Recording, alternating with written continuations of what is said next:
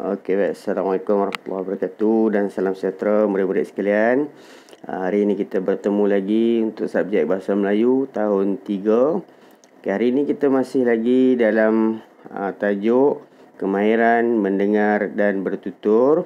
1.1 mendengar dan memberikan respon. 1.1.1 mendengar, mengecam sebutan, memahami dan menyebut dengan betul dan tepat ayat tunggal dan ayat majmuk. Baiklah, mari kita sama-sama lihat apa yang kita akan pelajari pada hari ini.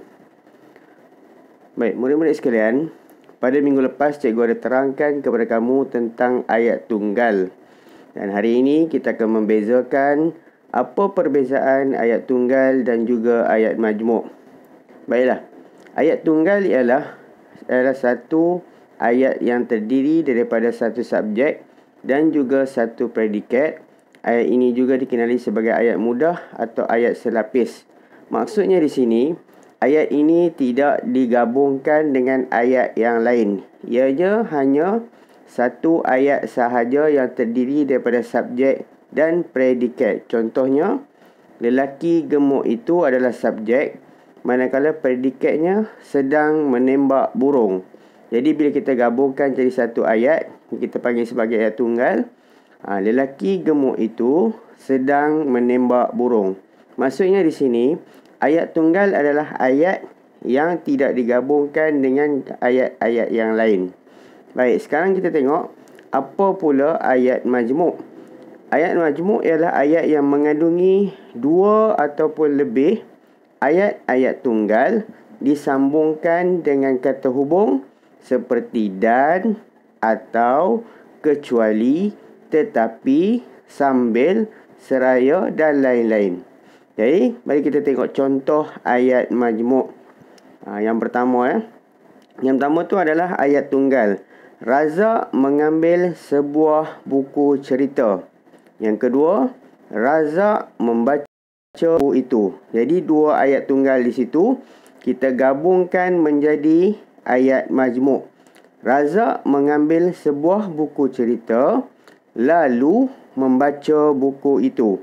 Apabila kita gabungkan dua ayat tunggal dengan menggunakan kata hubung yang bersesuaian, maka ayat itu bertukar menjadi ayat majmuk. Okey, faham murid-murid? Jadi ayat tunggal sebagai bahasa mudahnya, kita menggabungkan ayat majmuk dengan dua ayat tunggal yang berbeza. Okey, jelas di situ. Okey, sekarang mari kita lihat buku teks. Buku teks muka surat 3. Murid-murid boleh tengok buku teks yang ada di rumah. Jadi murid, apa yang perlu kamu lakukan? Murid-murid perlu baca ayat ini ataupun cerita ini sehingga habis. Kemudian kamu kenal pasti yang mana satu ayat tunggal dan juga yang mana satu ayat majmuk. Cikgu ambil satu contoh daripada ayat di atas. Okey. Nabila ke dapur. Nabila melihat ibunya membersihkan ikan, daging dan sayuran yang baru dibeli.